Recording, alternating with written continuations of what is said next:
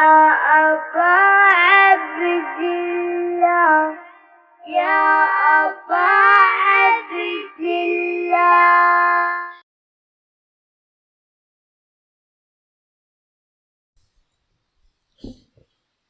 اعوذ باللہ من الشیطان الرجیم بسم اللہ الرحمن الرحیم الحمد للہ الذی لا یبلغ مدحتہ القائلون ولا یحصی نعماءہ العادون ولا یعدی حقہ المجتہدون الذی لیس لصفتہ حد محدود ولا نعت موجود ولا وقت معدود ولا اجل ممدود فطر الخلائق بقدرته ونشر الرياح برحمته الصلاة والسلام على الرسول المسدد المصطفى العمجد المحمود الأحمد سيدنا ومولانا ومولى الكونين جد الحسن والحسین عانی ابو القاسم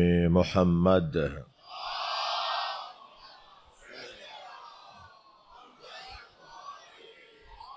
وآلہ الطیبین الطاہرین المعصومین الذین قال اللہ انما يريد اللہ لیذہب عنکم الرجس اہل البیت ویطہرکم تطہیرا.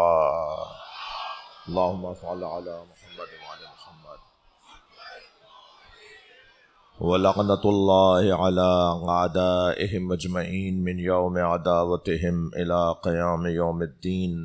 اما بعد قال الحکیم فی قرآن الکریم بسم اللہ الرحمن الرحیم یوم ندعو کل اناس بامامہم فمن اوتی کتابہ بیمینہ فاولئک یقرؤون کتابہم ولا یظلمون فتیلا ومن کان فی ہذہ اعمی وہو فی الآخرۃ اعمی واضل سبیلا.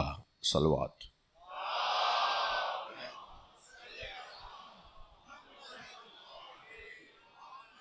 ایک اور بلند صلوات ہدیہ کریں.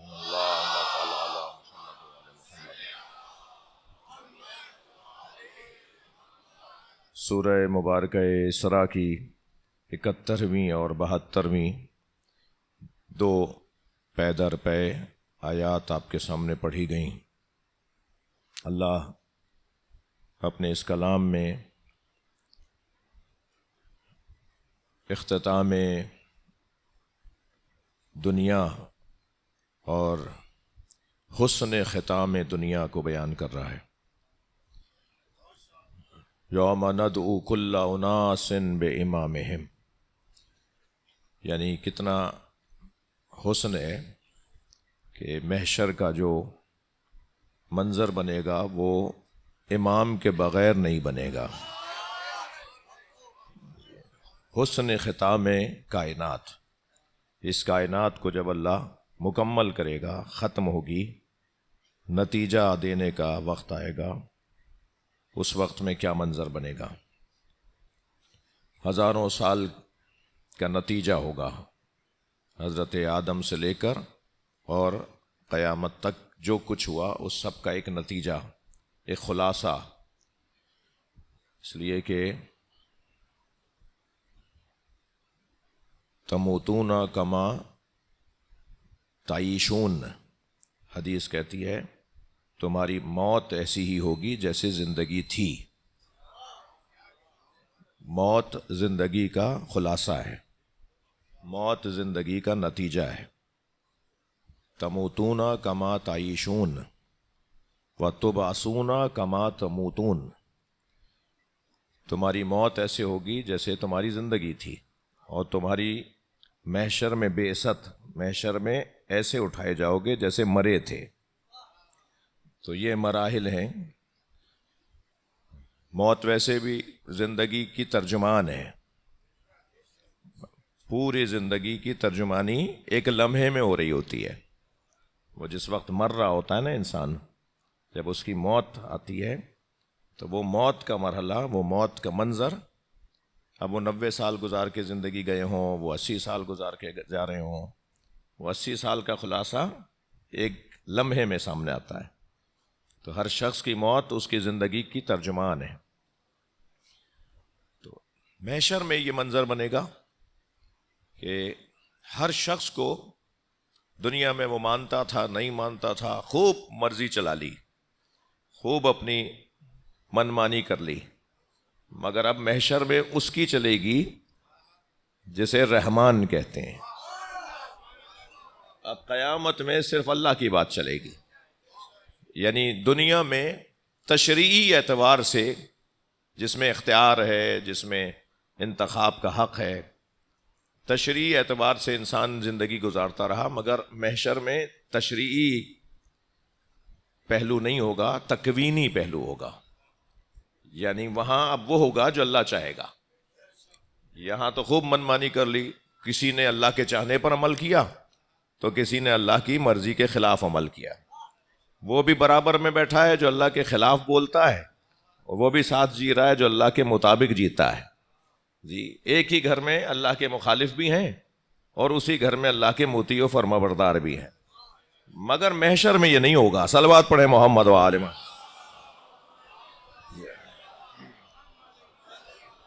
محشر میں یہ اختیار نہیں ہوگا، وہاں تشریعی دور ختم ہو چکا ہوگا۔ انا ہدیناہ السبیل اما شاکرا و اما کفورا کا دور ختم ہو چکا ہوگا۔ ہم نے تمہیں رستہ دکھا دیا، یہاں جاؤ یا وہاں جاؤ، تو اس کو مانو یا نہ مانو، مانو گے تو یہ ہوگا، نہ مانو گے تو یہ ہوگا، یہ دور ختم۔ اب تو وہاں پر وہ ہوگا جو اللہ چاہے گا۔ اور جنہوں نے اس دنیا میں اللہ کی وہاں کی چاہت کو مانا ہے، اللہ کی جو وہاں چاہت ہے، آخرت میں چاہت ہے، جنہوں نے اس چاہت کو یہاں مانا ہے، تو ان کا تو روزانہ ہی بعثت کا دن ہے، ان کا تو روزانہ ہی حیات اور موت کا دن ہے۔ وہ بہت صاحب عظمت لوگ ہیں جنہوں نے آخرت کے مطابق دنیا میں اللہ کے حکم کے مطابق زندگی گزاری ہے، آخرت میں جو ہوگا اس کے مطابق یہاں جنہوں نے زندگی گزاری، لہذا وہاں منمانی نہیں ہوگی، وہاں اپنی پسند سے کچھ نہیں ہوگا۔ اچھا ایسا بھی نہیں ہوگا کہ محشر میں لائن بدل لے گا کوئی، وہ لائن تیز چل رہی ہے تو وہاں چلے جاؤ، وہاں کچھ نہیں کر سکے گا کوئی جب تک کہ اللہ نہیں چاہے گا۔ سب گونگے ہو جائیں گے الا من اذن لہ الرحمن، مگر جسے رحمان اجازت دے گا کہ بولو، بس وہی بولے گا۔ کسی کو بولنے تک کی اجازت نہیں ہوگی، ہاں ہوں کرنے کی بھی اجازت نہیں ہوگی، وہ منظر بنے گا۔ لا یشفعون الا لمن ارتضی، کوئی شفاعت کا حق نہیں رکھے گا مگر جو مرتضی ہوگا۔ صلوات پڑھ لیں ذرا محمد و آل محمد۔ مگر جسے اللہ انتخاب کر لے گا، مگر جسے اللہ چن لے گا۔ وہ جتنے بھی وہاں پر منظر بنے ہیں اس میں سب میں الا لگا ہوا ہے۔ لا یتکلمون، کوئی نہیں بولے گا، الا من اذن لہ الرحمن، مگر جسے رحمان بولنے کی اجازت دے گا۔ آواز آئے گی لمن الملک اليوم، آج کس کا دن ہے؟ جواب آئے گا للہ الواحد القہار، آج اللہ جو واحد ہے اور قہار ہے اس کا دن ہے۔ جی اب یہ جو سوال ہوگا وہ کس کی طرف سے ہوگا اور جو جواب ہوگا وہ کس کی طرف سے ہوگا؟ اللہ سوال کرے گا، خود ہی جواب دے گا۔ سوال اللہ کرے گا، جواب وہ دے گا جسے رحمان بولنے کی اجازت دے گا۔ وہ جسے رحمان بولنے کی اجازت دے گا وہ کون ہے؟ جب مدینے میں زلزلہ آ رہا تھا، کھڑکیاں ٹوٹ رہی تھی، دروازے گر رہے تھے، لوگ پریشان تھے، دور حضرت ابوبکر کا تھا، ساری امت کو لے کر علی کے دروازے پہ آ گئے، مولا کا دروازہ بجایا، کہا یا علی مدینے میں زلزلہ ہے۔ حضرت نے فرمایا میرے گھر میں تو نہیں ہے۔ ہاں جو روایت ہے وہ تو میں سناؤں گا نا۔ ایک مرتبہ مولا سے التماس کی کہ آپ ذرا باہر آئیے، مدینہ کانپ رہا ہے، یہ مر جائیں گے لوگ۔ حضرت اپنی ڈیوڑی سے باہر آئے، کانپتی ہوئی زمین کو ہلتے ہوئے منظر کو دیکھا، زمین ہل رہی تھی۔ حضرت زمین پر ایسے بیٹھے اور زمین پر ایسے ہاتھ پھیرنے لگے جیسے کوئی مالک اپنے بے چین جانور کو پیار کرتا ہے۔ بھائی صلوات پڑھ لیجئے جی جی۔ اور حضرت نے زمین پر ہاتھ پھیرتے ہوئے فرمایا مالک اسکتی، کیا ہو رہا ہے، آرام سے رہ. یہاں مولا نے کہا کیا ہو رہا ہے، آرام سے رہ، وہاں کانپتی بھی زمین رک گئی. تو خلیفہ وقت نے ہی سوال کر لیا یا علی آپ زمین سے بات کرتے ہیں؟ حضرت نے فرمایا تم نے سورہ زلزال پڑھا ہے؟ اذا زلزلت الارض زلزالہا واخرجت الارض اثقالہا، وہ قیامت کا منظر ہے، قیامت سے پہلے کا منظر ہے. اذا زلزلت الارض زلزالہا واخرجت الارض اثقالہا وقال الانسان ما لہا، جب زمین کانپے گی اور اس کے اندر کی چیزیں باہر نکلیں گی تو ایک انسان کہے گا تجھے کیا ہو رہا ہے، آرام سے رہ. فرمایا وہ انسان میں علی ہوں.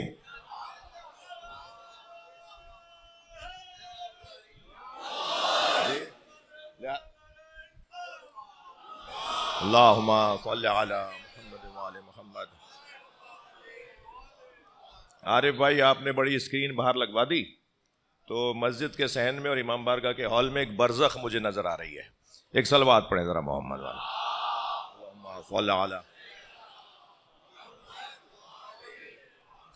تو جب وہ باہر والی اسکرین جب چلائیں، جب اندر فل ہو جائے تو شاید بہتر ہوگا. اور آج آپ کی خدمت میں ہوں اور کل بھی شب شہادت ہے، آپ کی خدمت میں رہوں گا. ایک اور بلند صلوات پڑھیں.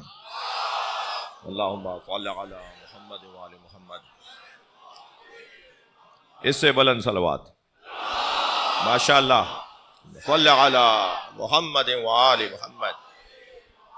یہ منظر ہوگا کہ محشر میں جسے رحمان بولنے کی اجازت دے گا وہی بول پائے گا، باقی کسی کو بولنے کی بھی اجازت نہیں ہوگی. اب ایسی کیفیت میں آواز آ رہی ہے. اب اسی منظر کو اللہ قرآن میں سورہ اسراء کے اندر بیان فرما رہا ہے. اور اس کی جو 71ویں آیت میں نے پڑھی، یوم ندعو کل اناس بامامہم، ہر شخص کو اس کے امام کے ساتھ پکارا جائے گا. جی ابھی میں اپنے کسی بچے کو، عزیز کو آواز دوں بیٹا ادھر آؤ، تو وہ آئے تو شاباش، نہ آئے تو ایسا ہو رہا ہے معاشرے میں، ایسا ہو رہا ہے. کچھ مانتے ہیں کچھ نہیں مانتے. مگر محشر میں ایسا نہیں ہوگا. جب بلایا جائے گا تو مجال نہیں ہے کہ وہاں کہ میں آ رہا ہوں، دیکھتا ہوں، بتاؤں گا. اسے آنا پڑے گا، اور آنا بھی اس کے ساتھ پڑے گا جسے امام مانتا ہوگا. اچھا امام اور ماموم دونوں ساتھ آئیں گے. یوم ندعو، یہ دعوت جو ہے نا، ندعو دعوت، پکار، بلانا، یہ دعوت تکوینی ہے، یہ دعوت تشریعی نہیں ہے. صلوات پڑھ لیں ذرا محمد و آل. بس بھائی آگے آجائے. ایک اور بلند صلوات نبی کی ذات پہ. اللہم صلی علی محمد و آل. یوم ندعو کل اناس، وہ دن ہوگا کہ جس دن ہر شخص کو اس کے امام کے ساتھ بلایا جائے. دنیا میں امامت کا عقیدہ نہ ماننے والے، امامت کے عقیدے پر یہ کہنے والے کہ شیعوں کے پاس تو امامت پہ کوئی دلیل ہی نہیں ہے، شیعہ امامت کیسے سمجھائیں گے اور کیسے ثابت کریں گے. جی میر حامد حسین ہندی لکھنوی رحمت اللہ علیہ، ابقات الانوار، جی تحفہ اثنا عشری محدث دہلوی نے ایک جلد رکھی تھی نا، ایک جلد. اس ایک جلد کا جواب، یہ جو مرثیے کا تکیہ رکھا ہے نا، مشابہ تکیہ جو رکھا ہے، اتنے بڑے سائز کی اس وقت میں کتابیں ہوتی تھی جسے رحلی کتاب کہتے ہیں. یعنی رحل اس کو کہا جاتا تھا کہ وہ پہلے یہ سائز ہوتا تھا کتابوں کا. جو پرانی لائبریریاں ہیں، کتاب خانے ہیں، ان میں وہ اس سائز کی کتابیں آج بھی موجود ہیں. میں لکھنؤ گیا تو حامد حسین رحمۃ اللہ علیہ کے کتاب خانے کو، ناصر الملت، سعید الملت، آغا روحی، ان کے کتاب خانے کی زیارت بھی کرنے گیا. تو اس سائز کی وہ 40 جلدیں ہیں ابقات الانوار کی، جو ابھی آیت اللہ میلانی کا علامہ روحی صاحب کے ساتھ کوئی ہم آہنگی ہوئی ہے تو قم میں ایک پورا ادارہ قائم ہوا ہے، علامہ حامد حسین لکھنوی ہندی رحمت اللہ علیہ، کیونکہ ایرانی اور عراقی انہیں کہتے ہیں میر حامد حسین ہندی.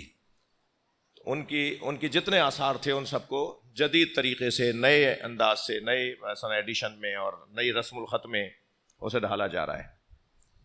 تو شاید 200 جلدوں میں جائے گی وہ 40 اس سائز کی کتابیں مروجہ سائز میں جب ڈھل رہی ہیں تو شاید 200 جلدوں میں وہ کتاب جائے گی جس کو آپ قات الانوار کہتے ہیں. ابھی 20 جلدوں میں صرف اور صرف حدیث غدیر مکمل ہوئی ہے. من کنت مولا فہذا علی مولا، یہ جو حدیث ہے نا، من کنت مولا فہذا علی مولا، یہ اس ایک حدیث کے اوپر 20 جلدیں ہو گئی ہیں. علامہ عبد الحسین امینی نے جو لکھنؤ جا کر اپنے آپ کو لائبریری میں بند کر دیا تھا، اسی لائبریری میں، اور انہوں نے پھر الغدیر نامی کتاب لکھی. صرف حدیث غدیر کے اوپر 10 جلدیں وہ لکھ کر لائے وہاں سے، ہندوستان سے. اور انہوں نے طے کر لیا تھا، شرعی قسم کھا لی تھی کہ میں لائبریری سے باہر نہیں جاؤں گا جب تک کتاب پوری نہیں کر لوں گا. اور انہوں نے وہ کتاب وہاں بیٹھ کر لکھی جو آج مارکۃ الارا کتاب ہے، جس کو الغدیر کہتے ہیں. کتاب الغدیر علامہ عبد الحسین امینی کی تھا. وہ صرف حدیث غدیر کے اوپر 10 جلدیں، ضخیم جلدیں. تو ایک صلوات پڑھیں ذرا محمد و آلہ.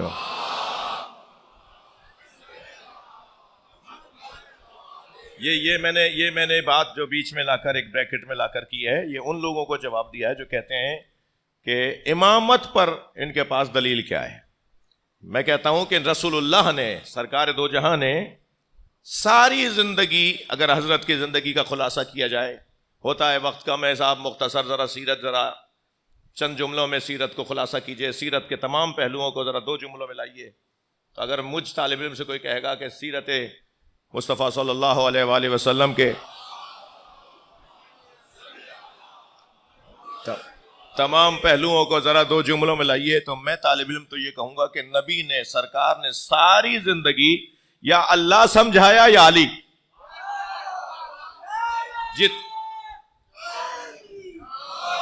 جتنا مسلم عقیدہ توحید ہے نا، اس کے بعد اتنا ہی مسلم عقیدہ ولایت علی ہے. جی، حدیث غدیر متواتر حدیث ہے، اس پہ بحث ہی نہیں ہو سکتی. تو اب وہ جو نبی مکرم دے کر گئے، امام دے کر گئے، پیشوا دے کر گئے، رہنما دے کر گئے، یہ امامت کی دلیلوں میں سے ایک بحث اور ایک دلیل یہ عقیدہ یہ حدیث غدیر ہے، حدیث سفینہ ہے، حدیث منزلت ہے. یہ کوئی 10 حدیثیں ہیں کہ جن کو خود مولا علی نے اپنے سینے پہ ہاتھ رکھ کے فرمایا کہ یہ حدیث تم نے سنی ہے؟ نہیں. سب سے فرماتے، سب کہتے قالو بلا، ہاں یا علی ہم نے سنی. حضرت نے فرمایا اس کا مصداق میں نہیں ہوں تو کون ہے؟ تو وہ امامت کی ساری بحث ہے. تو محشر میں پروردگار عالم آواز دے گا تو وہاں یہ نہیں ہوگا کہ جب امام کو بلایا جائے گا تو کچھ دیکھیں گے کہ صاحب میں یہاں چلا جاؤں، اور کچھ کہیں گے جی میں وہاں. ایسا نہیں ہوگا. جس نے دنیا میں جس امام کو مانا ہوگا اسے وہاں اٹھنا پڑے گا، اختیاری نہیں ہوگا. یہ دعوت تکوینی ہے، مجبور ہوگا انسان. وہاں خوب مرضی کر لی دنیا میں. یوم ندعو کل اناس بامامہم، اس دن ہر شخص کو اس کے امام کے ساتھ پکارا جائے گا. فمن اوتی کتابہ بیمینہ، اور جس کے سیدھے ہاتھ میں نامہ عمل دیا جائے گا. فاولئک یقرؤون کتابہم، کیا خوبصورت اللہ کا کلام ہے. فاولئک یقرؤون کتابہم، اور وہ جب اپنے نامہ عمل کو پڑھے گا، ولا یظلمون فتیلا، تو اسے ڈھونڈنے سے بھی اس میں ظلم نظر نہیں آئے گا. کیا مطلب ہے کہ سارے معصوم ہو گئے کیا؟ جی مولا علی کے چاہنے والے سارے معصوم ہو گئے؟ کیا ہوا یہ؟ یعنی دنیا میں زیادتیاں، گناہ سب کچھ ہوتا رہا، وہاں جب کھول کر دیکھا ولا یظلمون فتیلا، کھجور پر چڑھے چھلکے کے برابر، اتنا بال برابر بھی ظلم نظر نہیں آئے گا. یہ کچھ ایسا مسئلہ نظر آ رہا ہے کہ کوئی ایک حسنہ ہے جو سیئات کو کھا جاتا ہے. بھئی تھوڑی گردن ہلا دو، بات جاری ہے. تو کوئی ایسی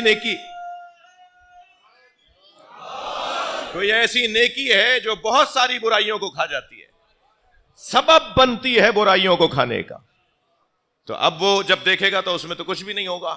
فاولئک یقرؤون کتابہم ولا یظلمون فتیلا، اس میں اسے ظلم نظر نہیں آئے گا.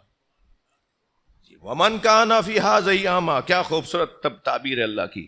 جو اس دنیا میں اندھا ہے، یہ قرآن ہے بھائی. ومن کان فی ھذہ اعمیٰ، جو اس دنیا میں اندھا ہے، وہو فی الآخرۃ اعمیٰ، وہ آخرت میں بھی اندھا ہے. جسے یہاں علی نظر نہیں آ رہا، وہ وہاں رستہ نہیں بدلے گا، وہ اپنی مرضی سے اپنی لائن تبدیل نہیں کرے گا. وہاں تو اسے اسی کے پیچھے آنا پڑے گا جسے دنیا میں اس نے مانا ہے. اگر آمادہ ہے تو ایک منزل اور آگے آ جاؤں. جن کا حق نہیں تھا کہ انہیں مانا جائے اور انہیں مان لیا ہوگا، تو وہ دن ہوگا کہ کل امام یجیء اصحابہ، ہر امام اپنے چاہنے والوں کے ساتھ آئے گا. والامام یلعنونہ، والامام یلعنون اصحابہ ویلعنونہ، اور وہ امام اپنے چاہنے والوں پہ لعنت کر رہا ہوگا اور چاہنے والے اپنے امام پہ لعنت کر رہے ہوں. جن کا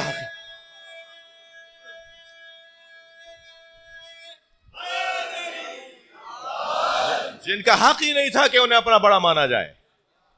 اچھا، اس دنیا میں تو خوب انہوں نے ہاتھ چموا لیے اپنے، خوب اپنے پیچھے مجمع لگوا لیا، لیکن پھر محشر میں پہنچنے کے بعد وہ انہی کو کہیں گے تم ہمارے پیچھے کیوں آ رہے ہو، تم نے ہمیں کیوں مانا تھا. یعنی کچھ امام ایسے ہوں گے یدعون الی النار، قرآن ہے نا، ائمۃ یدعون الی النار. کچھ امام ایسے ہوں گے جو دوزخ میں لے کے جائیں گے. لفظ ائمہ آیا ہے دوزخ میں لے جائیں، تو امام کا مطلب جو آگے چل رہا ہو، جو رہنمائی کر رہا ہو، جس کے پیچھے لوگ چل رہے ہوں. امام اور امام میں بھی فرق ہے نا. صلوات پڑھیں ذرا محمد و آل.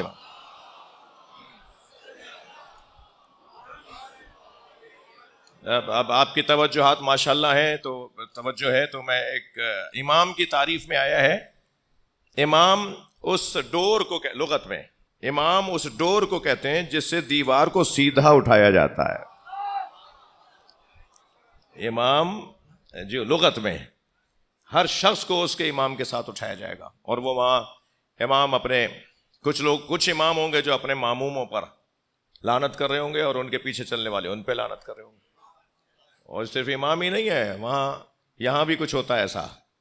وہ حدیث مبارکہ میں ہے کہ رب تال القرآن والقرآن یلعنہ، کتنے ہی قاریان قرآن ہیں جن پہ خود قرآن لعنت کرتا ہے. یہ قرآن پڑھنے والے پہ قرآن لعنت کرتا ہے، یعنی جو قرآن پہ عمل نہیں کر رہا، جو قرآن میں لکھا ہوا ہے اسے نہیں مان رہا.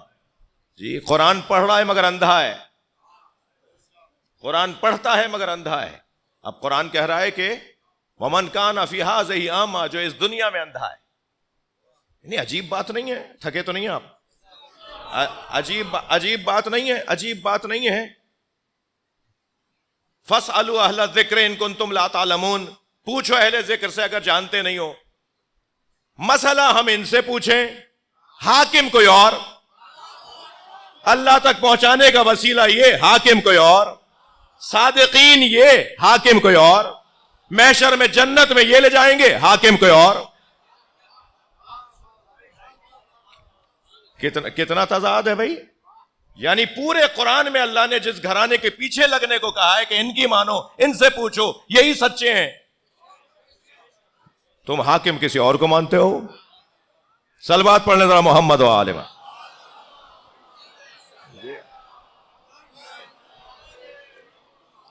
تو قیامت میں یہ منظر بنے گا کہ ہر شخص اپنے امام کے ساتھ پکارا جائے گا، اور وہاں اختیار نہیں ہوگا کہ وہاں جب دیکھیں گے صاحب یہ والا امام تو جنت میں لے جا رہا ہے، یہدون الی الجنہ ائمۃ یہدون الی الجنہ، قرآن میں اس امام کا ذکر جو جنت میں لے جائے گا. تو جب بھی دیکھیں گے کچھ امام ہیں جو جنت میں لے جا رہے ہیں، تو یہ وہاں سے بھاگ کر اس لائن میں آ جائے، ایسا نہیں ہوگا. تمہیں تو اب اسی کے ساتھ رہنا پڑے گا جسے دنیا میں مانا تھا. اب میں کیونکہ عوامی خطیب ہوں تو البتہ میں معیار سے گر کر جملہ نہیں بول سکتا، لیکن عام فہم جملہ کہہ سکتا ہوں کہ بہت سارے مریدوں نے اپنے پیروں کو مروا دیا. وہ میرا پیر ایسا، میرا مرشد ہے، وہ کہتا جی میں یہ کہہ رہا ہے، مجھے تو نہیں پتا نا. یہ بہت زیادہ ہمیں نظر آتا ہے اس دور میں، تو بہت زیادہ ہے، اور ایک عرصے سے ایسے ہی چلا آ رہا ہے. جی، جسے اپنا بڑا مان رہے ہیں کم سے کم اسی سے پوچھ رہے ہیں کہ وہ کسے بڑا مانتا ہے. ماحول بڑا بہتری کی طرف ہے. ایک صلوات پڑھ لیں محمد و آل.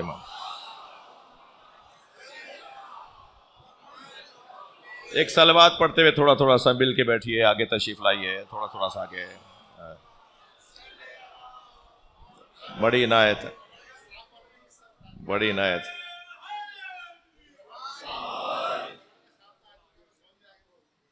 ایک صلوات اور پڑھیں محمد والے.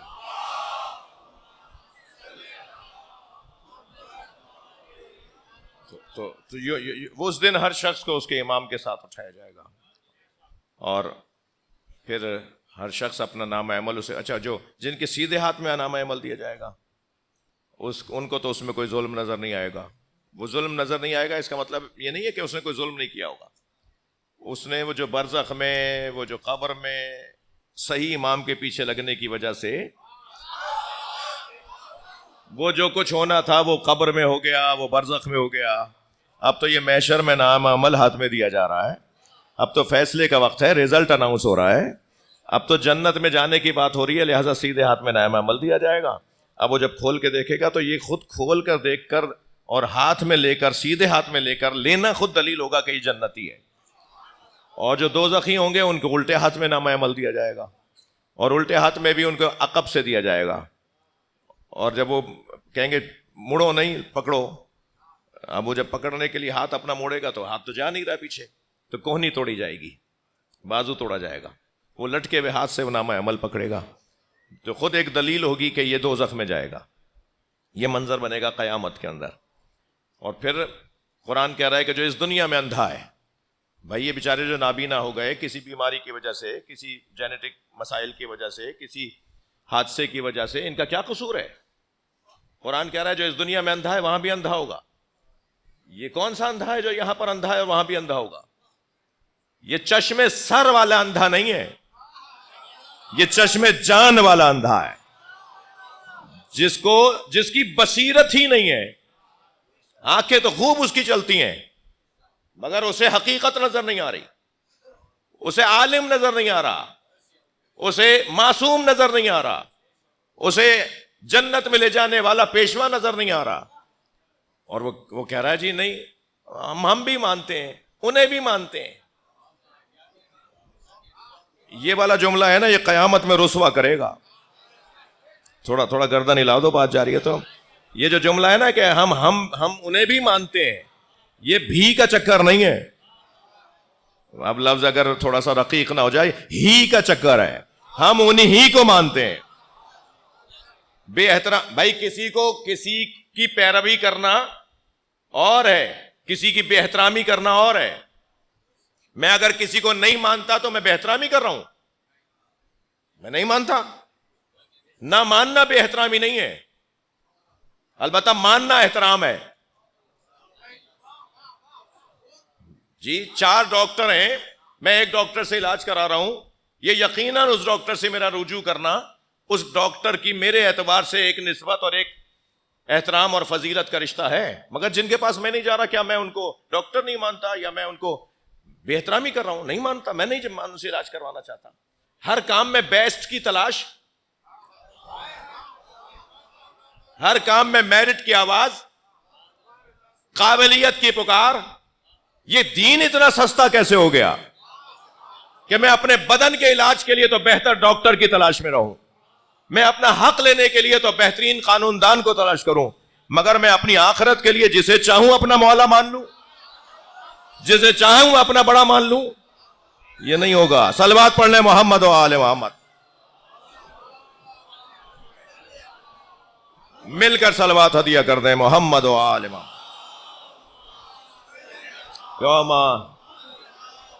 جو اس دنیا میں اندھا ہوگا وہ آخرت میں بھی اندھا.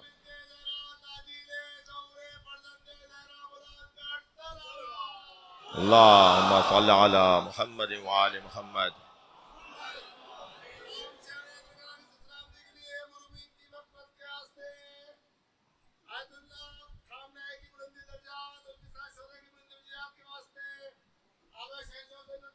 آپ سب کی سلامتی کے لیے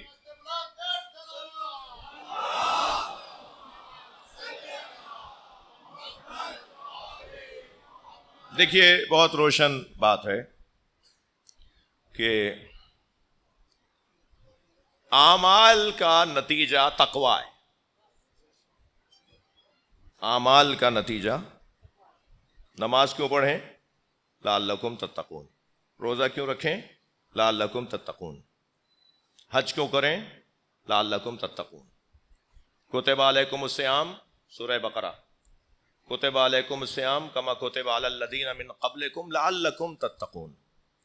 اے صاحبان ایمان، تم سے پہلے والوں پہ بھی روزوں کو فرض قرار دیا گیا تھا، تم پر بھی روزوں کو لکھ دیا گیا ہے، اور روزے رکھ لو تاکہ لعلکم تتقون، تم متقی ہو جاؤ. جی. الذین صدقوا، جو لوگ سچ بولتے ہیں، اولئک ھم المتقون، وہ متقی ہیں. یعنی سچ بولنا تقوی کے قریب کرنا اور متقی بنانے کے لیے ضروری ہے. جی. قرآن میں آیات، یہ 2 آیات میں نے آپ کو ہدیہ کر دی. یعنی جہاں جہاں عمل کی بات ہے وہاں نتیجہ تقوی ہے، لیکن جہاں جہاں عقیدے کی بات ہے وہاں نتیجہ فلاح ہے. وہاں نتیجہ فلاح ہے، کامیابی، آخرت، جنت. البتہ ہم جب جنت کہتے ہیں تو یہ بھی روشن رہے کہ جنت کی بھی مدارج ہیں، مراتب ہیں. جنت بھی ایک جیسی نہیں ہے. جنات عدن، صلوات پڑھیں ذرا محمد و آل محمد.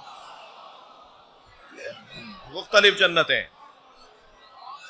جنتیں بھی مختلف ہیں، ایک جیسی جنت نہیں ہے. سب ایک ہی جگہ نہیں رہیں گے. جگہ ساری وہ اچھی ہوگی مگر اچھے ہونے میں بھی درجے ہوں گے. وہ ایک اچھی جگہ ہے مگر اس میں بھی طبقات ہیں، کوئی اچھے میں اور زیادہ اچھا، کوئی اچھے میں اور زیادہ اچھا. جی. تو یہ طبقات ہوں گے. لہذا یہ جو جنت میں جانے والے سب ایک جگہ پر ہوں گے ایسا نہیں ہے. البتہ کچھ ہستیوں کی عظمت ایسی ہے، سبحان اللہ، کچھ ہستیوں کی عظمت ایسی ہے کہ انہیں اللہ پر عطا کرے گا، وہ جنت میں جہاں چاہے پرواز کریں. کبھی اپنے اس چاہنے والے سے ملنے چلے گئے، کبھی اپنے اس چاہنے والے سے ملنے چلے گئے، اور وہ جنہیں اللہ جنت میں پر عطا کرے گا اور وہ جہاں چاہیں گے اپنے چاہنے والوں سے ملنے جائیں گے. ان میں ایک جعفر طیار ہے، ایک عباس علمدار. ان 2 ہستیوں کو اللہ پر عطا کرے گا. صلوات پڑھ لیں محمد و آل محمد. سبحان اللہ، سبحان اللہ.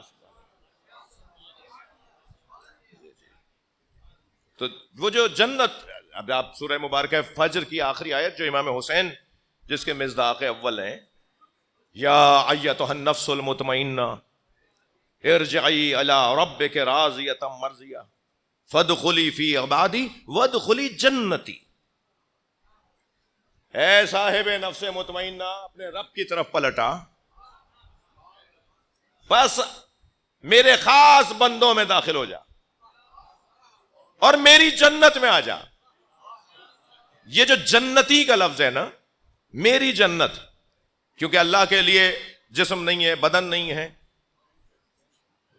صرف بات ان بچوں کو سمجھانے کے لیے عرض کر رہا ہوں کہ جب کوئی ماں یا باپ یا دادا دادی نانا نانی کوئی بزرگ اپنے بچے کو، اپنے پوتے نواسے کو کہتے ہیں نا میری آغوش میں آ جاؤ، میرے لال میری آغوش میں، اور وہ جو میری آغوش میں آ جاؤ، وہ ٹافی دینے سے، وہ چاکلیٹ کھلانے سے، وہ اپنے ساتھ گھمانے پھرانے سے زیادہ لذیذ وہ مرحلہ ہوتا ہے جب وہ لپٹاتا ہے. وہ دادا، وہ نانا، وہ ابا، وہ گھر کا بڑا جب اپنے بچے کو لپٹاتا ہے نا، پیار کرتا ہے، اس بچے کے لیے بھی ہر ٹافی سے زیادہ لذیذ وہ مرحلہ وہ منظر ہوتا ہے، وہ کیفیت ہوتی ہے. صرف سمجھانے کے لیے ان بچوں جوانوں کو کہہ رہا ہوں جو اللہ ارشاد فرما رہا ہے نا، وادخلی جنتی، میری جنت میں آ جا، یعنی میرا اور تیرا فاصلہ مٹ جا، میری آغوش میں آ جا. ایک جملہ میں استاذہ خانے میں کہہ چکا ہوں، اسے تکرار کر رہا ہوں. کبھی غور فرمایا کہ نبی کو معراج کہاں ہوئی ہے؟ اگر یہ جوان کہہ دے گا کہ اوپر، تو بھائی اوپر کا کیا مطلب ہے؟ اللہ سمتوں میں نہیں ہے. سدرۃ المنتہا کہاں ہے؟ کہا اوپر. اوپر کہاں؟ اگر سمت میں لے جائیں گے، اوپر نیچے دائیں بائیں آگے پیچھے، شش جہات میں سے کسی ایک جہت میں لے جائیں گے تو یہ توحید سے نکلنے کے مترادف ہے. اللہ کسی سمت میں نہیں ہے, اللہ کسی جہت میں نہیں ہے. پھر یہ سدرۃ المنتہا کہاں ہے؟ وَهُوَ فِي الْأُفُقِ الْأَعْلَىٰ, وہ سب سے اونچی جگہ تھی. اونچی جگہ ہونا مادی طور پہ اونچی جگہ ہونا ہوتا ہے یا حقیقی طور پر اونچا ہونا ہوتا ہے؟ اسی مجلس میں لے لیں, میں آپ میں سے اکثر سے اوپر بیٹھا ہوں, یہ کوئی ضروری ہے کہ جو نیچے بیٹھا ہے وہ مجھ سے نیچا ہو؟ یہ کوئی ضروری ہے جو نیچے بیٹھا ہے میں اس سے اونچا ہوں؟ دسیوں دفعہ ہوا ہے ہمارے اساتذہ ہماری مجلس میں آ کے بیٹھے ہیں, جن سے ہم نے سیکھا ہے وہ ہماری مجلس سننے آئے, تو میں سوچ بھی نہیں سکتا کہ میں ان سے اونچا ہوں. اوپر تو بیٹھا ہوں, میں ان سے اوپر تو بیٹھا ہوں مگر ان سے اونچا نہیں ہوں. بھائی کتنی بڑی مثال ہے, دیبل خزائی ممبر پہ بیٹھے, امام رضا نیچے بیٹھے ہیں, امام سجاد نیچے بیٹھے ہیں اور فرزدق اوپر بیٹھے ہیں. تو جو اوپر بیٹھا ہے وہ اونچا ہے, وہ مادی طور پر یقیناً اوپر بیٹھا ہے مگر حقیقی طور پر وہ اونچا نہیں ہے. اب جب ہم کہتے ہیں وَهُوَ بِالْأُفُقِ الْأَعْلَىٰ, صلوات پڑھیں ذرا محمد یہ وَهُوَ بِالْأُفُقِ الْأَعْلَىٰ, سب سے اونچی جگہ پر معراج ہو رہی ہے, عند سدرۃ المنتہا. وہ سدرۃ المنتہا سب سے بلند مقام. وہ بلندی کیا مطلب ہے؟ بلندی سے مراد کیا ہے؟ اگر اسے مادی بلندی لیں گے تو یہ توحید کے عقیدے میں رکھنا ہے, توحید کے عقیدے میں خدشہ ہے, توحید کے عقیدے میں بد عقیدتی ہے. اللہ کسی سمت میں نہیں ہے, اونچا نیچا نہیں ہے. پھر کہاں ہوئی ہے معراج؟ معراج کا مطلب جہاں عبد اور معبود کا فاصلہ مٹ جائے, وہ اس عبد کی معراج ہے.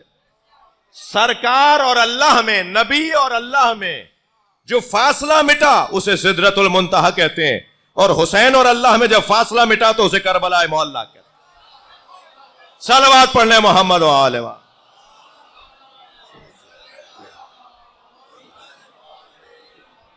فادخلی فی عبادی, یہ مفہوم ہے. وادخلی جنتی, میری جنت میں آ جا. یہ جو میری جنت میں آ جا, یہ کیفیت ہے وہ جہاں فنا فی اللہ کی کیفیت کہی جائے. پھر وہ ذات کردگار میں, ذات کبریا میں ضم اور گم ہو جاتا ہے. تبھی تو پکارتے ہیں اسے, جواب دیتا ہے اللہ. پکارتے ہیں اللہ کو, جواب دیتا ہے وہ. تبھی تو وہ باب اللہ کہلاتا ہے, تبھی تو وہ جنب اللہ کہلاتا ہے, تبھی تو وہ رجل اللہ کہلاتا ہے, تبھی تو وہ عین اللہ کہلاتا ہے, تبھی تو وہ اذن اللہ کہلاتا ہے, تبھی تو وہ لسان اللہ کہلاتا ہے, تبھی تو وہ ولی اللہ کہلاتا ہے, تبھی تو وہ حجت اللہ کہلاتا ہے.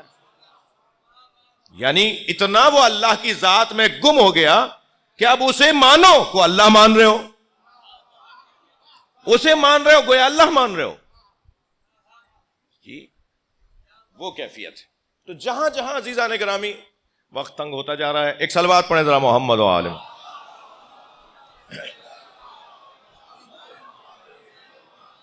اس سے بھی بلند صلوات.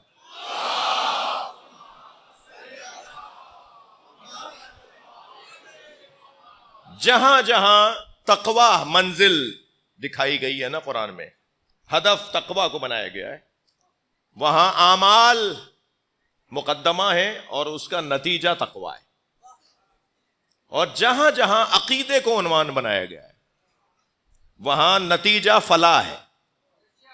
یعنی ہم نماز, روزے, حج, زکوٰۃ کی وجہ سے متقی تو ہوں گے مگر جنت میں جائیں یہ ضروری نہیں ہے. تھوڑی گردن ہلا دینا بھائی, بات جائے تو.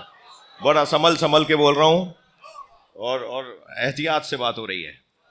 جی میرے اعمال کی بنیاد پر مجھے جنت نہیں ملے گی, میرے اعمال کی بنیاد پر میری قبر اچھی ہو جائے گی, میرے اعمال کی بنیاد پر میری برزخ اچھی ہو جائے گی, مگر یہ ضروری نہیں ہے کہ برزخ سے اور قبر سے نکل کر میں جب محشر میں پہنچوں تو مجھے جنت میں مل جائے. جی اور ویسے بھی اعمال قبول ہی متقی کے ہوں گے. یہ قرآن ہے نا, اعمال قبول ہی متقی کے ہوں گے. اور سب سے بڑا تقوی، سب سے بڑا تقوی، سب سے بڑا تقوی مولا علی کی امامت کو ماننا ہے۔ یہ کیسا متقی ہے جو علی کو نہیں مانتا؟ یہ کیسا محتاط ہے جو علی کو نہیں مانتا؟ یہ کیسا پرہیزگار ہے جو اہل بیت سے دور ہے؟ جی یہ ہر برائی سے دور ہے مگر اہل بیت کے بغض کی برائی سے دور نہیں ہے۔ یہ ہر برائی سے دور ہے مگر اہل بیت کی دشمنی سے دور نہیں ہے۔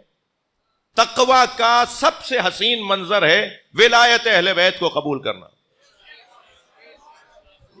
میں پھر پلٹ رہا ہوں اپنے مضمون کی طرف کہ اعمال کی بنیاد اور اعمال کی وجہ سے نتیجہ تقوی ہے، مگر عقیدے کا جو نتیجہ ہے وہ فلاح ہے۔ لفظوں کو اور بدل کے کہتا ہوں، اعمال کی بنیاد پر فرقے اور فقہیں نہیں بنتی جی، عقیدے کی بنیاد پر مسلک بنتا ہے۔ وہ ہاتھ کھول کے پڑھ رہے ہیں، وہ ہاتھ باندھ کے پڑھ رہے ہیں، اس بنیاد پر نظریہ نہیں بنا ہوا۔ لہذا آج بات ہو رہی ہے کہ امام مالک تو ہاتھ کھول کے پڑھتے تھے، اور یہ جتنے بھی افریقی ممالک کے اور یہ جو تنزانیہ اور یہ ادھر کے جو یہ سیاہ پوست زیادہ تر لوگ ہیں، میں جب پہلی دفعہ جب میں نے میرا اتفاق ہوا مکے میں تو ایک بڑی تعداد میں نے لوگوں کو دیکھا جو ہاتھ کھول کے نماز پڑھ رہے تھے۔ میں کہا جی بڑی شیعہ میں، معلوم ہوا مالک ہی تھے وہ، امام مالک کے جو فتوے پہ عمل کرتے ہیں اہل سنت کے ہاں۔ ایک دفعہ اتفاق ہوا جب یہ عالم آن لائن اور اس طرح کے پروگرام شروع ہوئے تھے تو شروع میں دبئی سے وہ ہوتے تھے، وہاں مہمانوں کو لے جایا جاتا تھا۔ تو ایک دو سال شروع کی بات ہے، 2004-05 کی بات کر رہا ہوں۔ تو ایک سال عید کی وہاں عید ہو گئی تھی، یہاں عید دوسرے دن تھی، تو ہم نے وہاں عید کی نماز دیکھی تو وہ آگے جو مولانا کھڑے ہیں وہ باندھے ہوئے ہیں، اور رائل فیملی کے جتنے بھی ان کے محلوں کی عید دکھائی جا رہی تھی، نماز دکھائی جا رہی تھی، وہ سب کھولے ہوئے تھے ہاتھ۔ تو میں نے ایک صاحب سے پوچھا، میں نے کہا یہ شارجہ کے اور یہ دبئی کے یہ لوگ کیا شیعہ ہیں، یہ رؤسا جو ہیں؟ تو انہوں نے کہا نہیں یہ مالکی ہیں، اور وہ پیچ آگے جو کھڑا ہے وہ حنفی ہے، وہ پیش نماز حنفی ہے، اور یہ سارے مالکی ہیں، تو ان کے ہاں ہاتھ کھولنے کا ثواب زیادہ ہے، ان کے ہاں ہاتھ باندھنے کا ثواب زیادہ ہے۔ اب کیسے پہچانیں گے بھائی؟ تو اعمال کی بنیاد پر تو مسلک نہیں بن رہا نا، وہ کس بنیاد پر مسلک اور مکتب بنتا ہے؟ وہ ہے عقیدہ۔ اور یقین جانیے کہ جہاں جہاں فلاح کی بات آئی ہے وہاں عقیدے کی بات آئی ہے، اور جہاں جہاں عقیدے کی بات آئی ہے وہاں فلاح نتیجہ ہے۔ والذین آمنوا وعدروا ونصروا واتبعوا نور الذین انزل معہ اولئک هم المفلحون۔ جو میرے نبی پر ایمان لائے، جنہوں نے میرے نبی کی مدد کی، جنہوں نے میرے نبی کی تعظیم کی، جنہوں نے اس نور کی اتباع کی جو نبی کے ساتھ نازل ہوا ہے، اولئک هم المفلحون۔ صلوات پڑھ لیں محمد و آلہ، وہ فلاح پا گئے۔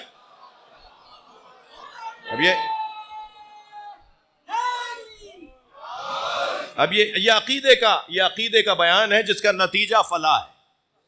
ایک اور مجھے آیت یاد آ رہی ہے، وہ بھی ہدیہ کر دیتا ہوں۔ یا ایھا الذین آمنوا اتقوا اللہ وابتغوا الیہ الوسیلہ وجاہدوا فی سبیلہ لعلکم تفلحون۔ اے صاحبان ایمان، تقوی پروردگار اختیار کرو، اللہ تک پہنچنے کے لیے وسیلہ تلاش کرو، اس کی راہ میں جہاد کرو، شاید کہ تم کامیاب ہو جاؤ۔ یہ بھی سارے عقیدے کی بات ہے جو فلاح کی بات آ رہی ہے۔ عزیزان گرامی، یہ قرآن قصوں کہانیوں کی کتاب نہیں ہے، یہ عبرت کی کتاب ہے، یہ سیکھنے کی کتاب ہے۔ فقصص القصص لعلکم تتفکرون۔ اے میرے حبیب، یہ جو قصے ہیں انہیں سناؤ، ان قصوں کو اپنی امت کے آگے سناؤ تاکہ یہ فکر کریں، سوچیں۔ حضرت موسیٰ نے عصا مارا دریائے نیل میں، حضرت موسیٰ کے پیچھے جتنے لوگ تھے وہ معصوم نہیں تھے سب، ایسا نہیں تھا کہ انہوں نے کوئی گناہ نہیں کیا تھا، مگر سب نجات پا گئے۔ اور فرعون کے پیچھے جتنے آ رہے تھے سب گناہگار نہیں تھے، مگر سب غرق ہو گئے۔ وہ بچنے والے اس لیے بچے کہ امام بچانے والا تھا، اور وہ ڈوبنے والے اس لیے ڈوبے کہ امام ڈوبونے والا تھا۔ بھائی جب دریا، سمندر، پانی جانتا ہے کسے ڈبونا ہے کسے بچانا ہے تو دوزخ نہیں جانتا؟ اللہ کا عذاب نہیں جانتا؟ صلوات پڑھے محمد و آل محمد۔ امامت سبب ہے نجات پانے کا، اور اگر غلط امام مانا گیا ہے تو یہی سبب ہے دوزخ میں جانے کا۔ قرآن ہے بھائی، سیدھی سیدھی سی باتیں، اور بہت سے لوگوں کا شوق بھی ہوتا ہے کہ صرف قرآن سے ہی بات کریں۔ ہمیں تو خوف ہوتا ہے کہ قرآن سے زیادہ بات کی تو کہیں یہ قرآن کے ہی دشمن نہ ہو جائے۔ جب یہ علم کے دشمن ہو سکتے ہیں، جب یہ شجاعت کے دشمن ہو سکتے ہیں، جب یہ سخاوت کے دشمن ہو سکتے ہیں، جی اس لیے خوبیوں کے دشمن ہو گئے کہ ان خوبیوں کا حامل علی ہے۔ کسی نے پوچھا میرے مولا سے، یا علی آپ کے ساتھ یہ سب کچھ کیوں ہو رہا ہے؟ تو حضرت نے قرآن کی اس آیت کی تلاوت فرمائی، ام یحسدون الناس علی ما آتاہم اللہ من فضلہ، یا کچھ لوگ ان لوگوں سے حسد کرتے ہیں جنہیں اللہ نے اپنے فضل سے عطا کیا ہے۔ فقد آتینا آل ابراہیم الکتاب والحکمہ، اور ہم نے آل ابراہیم کو کتاب اور حکمت عطا کی ہے۔ وآتیناہم ملکا عظیما، اور ہم نے آل ابراہیم کو ملک عظیم یعنی امامت عطا کی ہے۔ کتاب سے مراد قرآن، حکمت سے مراد نبوت، ملک عظیم سے مراد امامت۔ تو میرے مولا نے اپنے سینے پہ ہاتھ رکھ کے فرمایا، ہم سے حسد کی بنیاد پر یہ سب کچھ ہو رہا ہے۔ حسد کی بنیاد، حسد کی تعریف بھی یہی ہے، آرزوئے زوال کمال، آرزوئے زوال کمال، کسی سے کمال کا زوال، کسی سے کمال کے زوال کی آرزو کرنا، یہ حسد ہے۔ میرے پاس نہیں ہے تو اس کے پاس کیوں ہے، میرے پاس نہیں ہے تو اس کے پاس کیوں ہے، اور جب میرے پاس نہیں ہے تو اس کے پاس بھی نہیں ہونا چاہیے۔ اب انہیں کوئی بتائے جا کر کہ یہ کہیں سے ملی ہوئی چیز نہیں ہے جو تم چھین لو گے۔ یہ عظمتیں، یہ اللہ کی دی ہوئی عظمتیں ہیں، انہوں نے یہاں آ کر حاصل بھی نہیں کی ہیں، یہ لے کر آئے ہیں۔ یہ علم وہاں سے لے کر آئے، یہ شجاعت وہاں سے لے کر آئے، یہ غیرت وہاں سے لے کر آئے، یہ عزت وہاں سے لے کر آئے، یہ عظمتیں وہاں سے لے کر آئے، یہ وہاں سے اللہ نے انہیں سجا کر بھیجا ہے۔ اس سے زیادہ اور کیا روشن اللہ نظام خلق کرتا اور ترتیب دیتا ہے، اس سے زیادہ اور روشن نظام کیسا ہوتا۔ اس کے بعد بھی اگر کوئی اس دنیا میں اندھا ہو تو وہ آخرت میں بھی اندھا ہوگا۔ جب امام کا کٹا ہوا سر قرآن پڑھتا تھا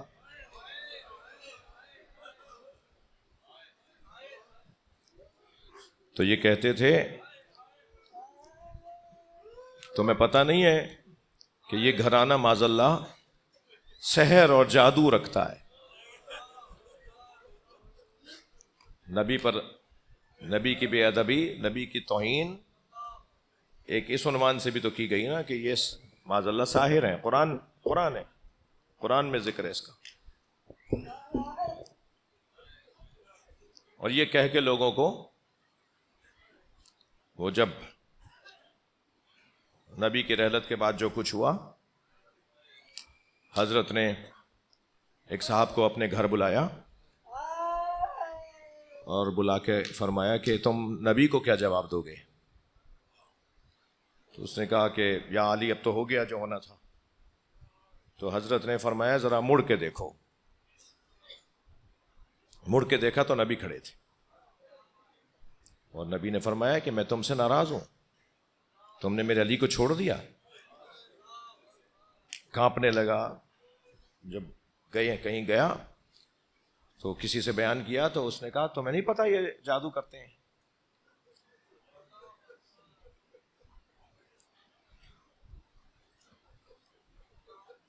من کان فی ھذہ اعمی، جو اس دنیا میں نہیں دیکھ رہا اسے آخرت میں بھی نظر نہیں آئے گا۔ عزیزو، امامت تو ہر امام کی ایک نئے منظر سے شروع ہوئی ہے، مگر جس امام کی یہ ایام شہادت ہیں اس کی امامت کا آغاز ہر امام سے مختلف ہے. اگر کوئی امام اپنی امامت کا پہلا مسئلہ یہ بتائے کہ پھوپھی اماں بغیر چادر کے باہر چلے جائیں، زین العابدین ہمارے سروں پہ چادریں نہیں ہیں، کہ لوٹنے والوں نے چادریں بھی لوٹ لی، بتاؤ جل کر مر جائیں یا اسی کیفیت میں باہر چلے جائیں؟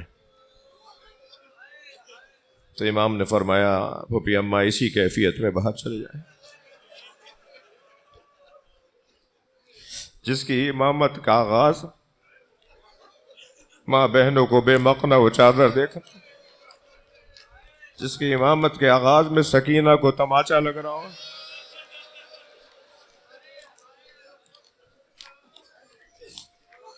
جس کی امامت کے آغاز میں زلزلہ آ رہا ہو، آندھیاں چل رہی ہوں، اور جناب زینب سے کچھ بن نہیں پا رہا تھا، اپنے بھتیجے کا بازو جا کے ہلایا، زین العابدین اٹھو دیکھو یہ آندھی کیسی ہے.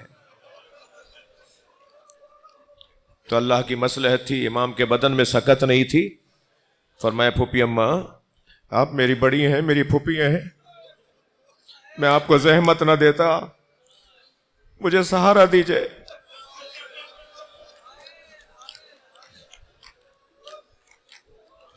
جناب زینب نے پہلے تو حضرت امام سجاد کو عصا اٹھا کے دیا اور پھر اپنے دونوں ہاتھوں سے اپنے بھتیجے کو کھڑا کیا.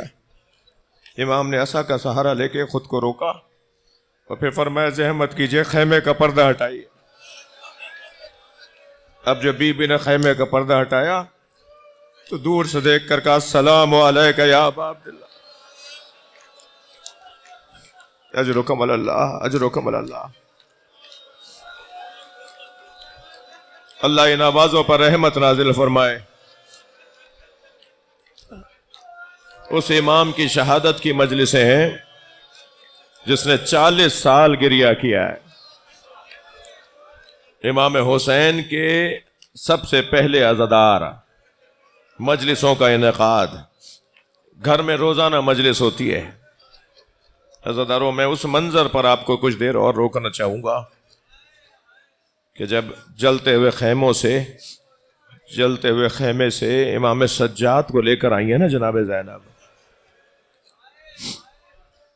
مختار کے دربار میں ایک یزیدی سپاہی نے کہا کہ میں نے دور سے دیکھا ایک بی بی جلتے ہوئے خیمے میں جانا چاہتی ہے اور اس کا سر کبھی خیمے کی چوب سے لگتا ہے، کبھی وہ اپنے کپڑوں سے آگ چھڑاتی ہے.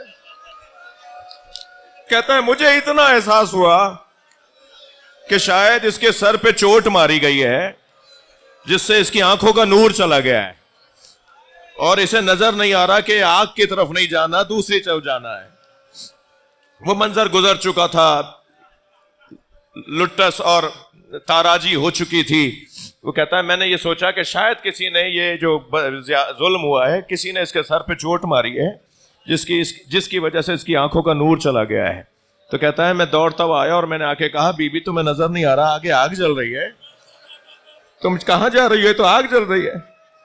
تو اس نے مڑ کر مجھے دیکھا اور کہا یا شیخ ان لنا فیہا لیل، اس خیمے میں میرا بیمار بھتیجا ہے. اور وہ بی بی آگ سے لڑتی ہوئی اندر گئی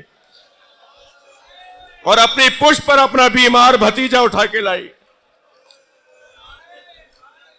اجرکم علی اللہ، اجرکم علی اللہ. اللہ آپ کو کسی غم میں نہ رلائے سوائے غم اہل بیت میں، ہمیں رونے رلانے والوں میں قرار دے. پھر وہ کیسا منظر تھا، وہ کیسا منظر تھا جب اٹھتے بیٹھتے امام سجاد بابا کے لاشے پہ آئے.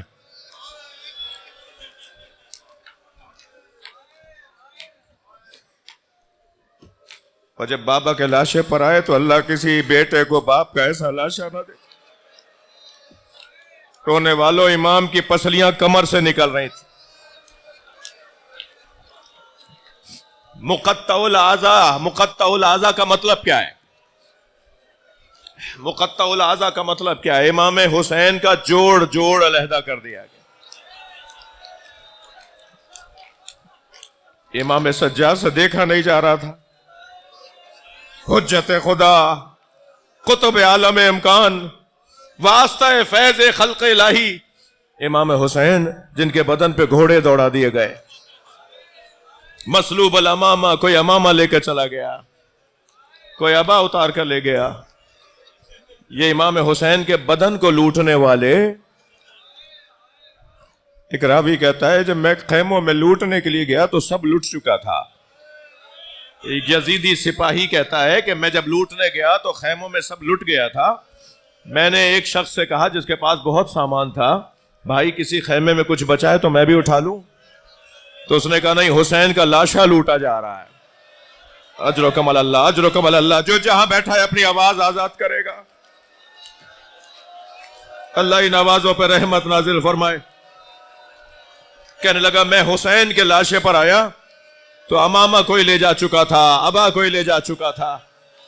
मैंने देखा हुसैन के बदन पे सिर्फ फटा हुआ कुर्ता है, एक कुर्ता है जो बदन के ऊपर मौजूद है, जो जगह जगह से फटा हुआ है। कहने लगा मैं छोड़कर जाने लगा कि इस कुर्ते का क्या करना है, ये तो फटा हुआ कुर्ता है। कहता अचानक मेरी तवज्जो हुई कि उस कुर्ते को रोकने के लिए हुसैन ने कमर में पटका बांधा हुआ है। तो कहता है कि मैंने सोचा कि इस पटके को खोलूं और शाम के दरबार में जाके कहूंगा मैं हुसैन के कमर का पट।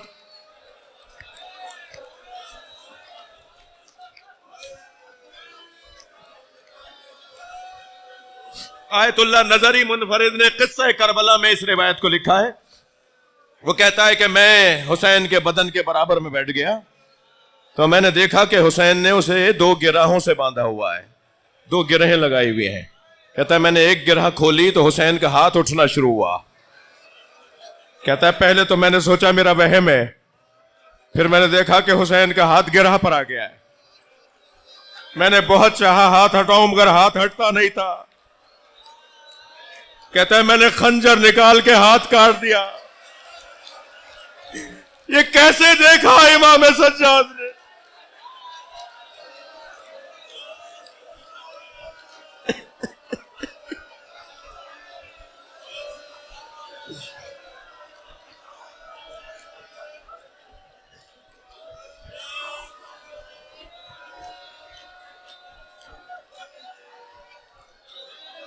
जब आए हैं बाबा के लाशे पर तो ये मंजर था इमाम हुसैन के बदन मुबारक का।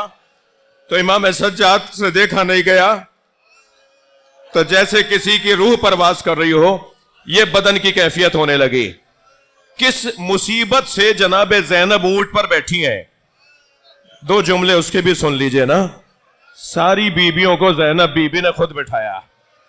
पहले तो जब ये जालिम करीब आने लगे ना तो बीबी ने दूर से आवाज लगा के कहा हम नबी ज़ादियां हैं,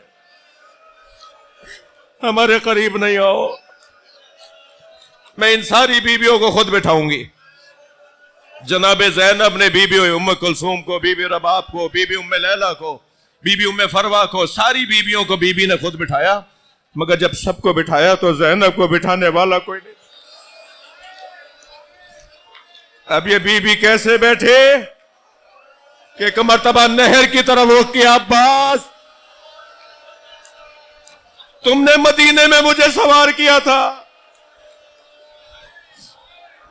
किस मुसीबत से बैठी हैं जनाबे ज़ैनब ऊंट के ऊपर, इसका बयान बहुत मुश्किल है। ऊंट पर बैठी हैं और एक मर्तबा बीबी ने जब देखा तो देखा ज़ैनुल आबिदीन का रंग तब्दील हो रहा है, बदन की कैफियत बदल रही है। मेरी बीबी ने ऊंट के बिठाने का इंतजार नहीं किया, खड़े ऊंट से ज़ैनब गिरी और वो सबब बना के इमाम सज्जाद ने बाबा का लाशा छोड़ा। कुछ देर के लिए उस तसव्वुर में जाइए, क्या हुआ होगा जो जनाब सज्जाद ने बाबा का लाशा छोड़ा और उसी कैफियत में बीबी को सहारा दिया जाके। फूफी अम्मा क्या हुआ? फरमाया पहले तुम बताओ तुम्हारा क्या हाल है। तो रोते हुए फरमाया 2 कदम आगे आई और बाबा का लाशा देखिए। حسین کا پہلا زائر امام سجاد، امام حسین کے بدن کا دوسرا زائر جناب زینب۔ جب آئی امام حسین کے لاشے پر تو جناب زینب کو کوئی سالم جگہ نظر نہیں آئی، چکر کاٹنے لگی لاشے کے گرد۔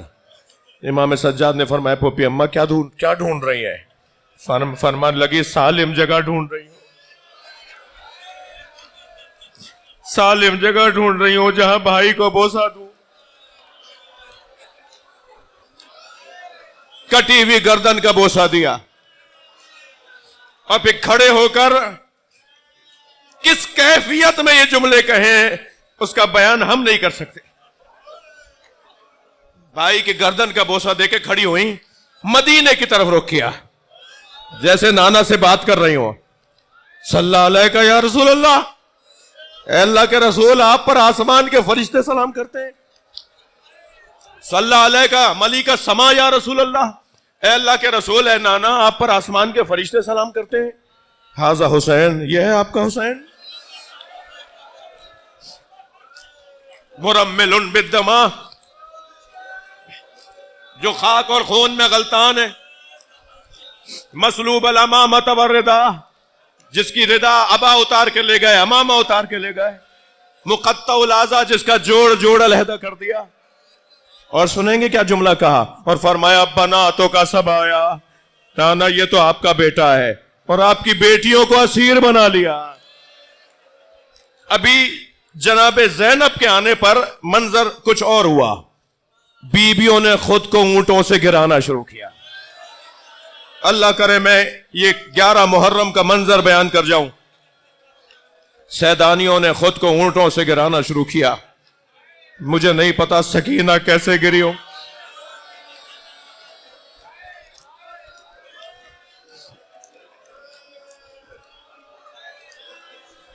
ساری بیویاں آئی ہیں امام کے لاشے پر، جیسے ہی بیویوں نے حلقہ بنا کر امام حسین کے بدن پہ ماتم شروع کیا تو عزادارو شمر، خولی، سنان تازیانے لے کے آگے بڑھے۔ مجھ سے بیان نہیں ہوگا، میں نے پڑھ رہا ہوں آپ کے سامنے۔ یہ مقتل کی کتابوں کے جملے ہیں۔ ایک شخص نے جناب سکینہ کے سر پر پتھر سے ہاتھ رکھا، جناب زینب کی آواز آئی الوداع یا حسین۔ بھائی کا لاشا مڑ کے دیکھتی رہی، حسین کو تنہا چھوڑ کر زینب جائے۔ اللہ لعنت اللہ علی الظالمین، فسيعلم الذين ظلموا أي منقلب ينقلبون۔ یا اللہ ان نمازوں پہ رحمت نازل فرما، رونے والوں کی توفیقات میں اضافہ فرما، یا اللہ ان کی دعاؤں کو قبول فرما، یا اللہ انہیں کربلا کی زیارت عطا فرما، یا اللہ انہیں مقتل حسین دکھا۔ ربنا آتنا فی الدنیا حسنۃ وفی الآخرۃ حسنۃ وقنا عذاب النار۔ یا حسین، یا حسین۔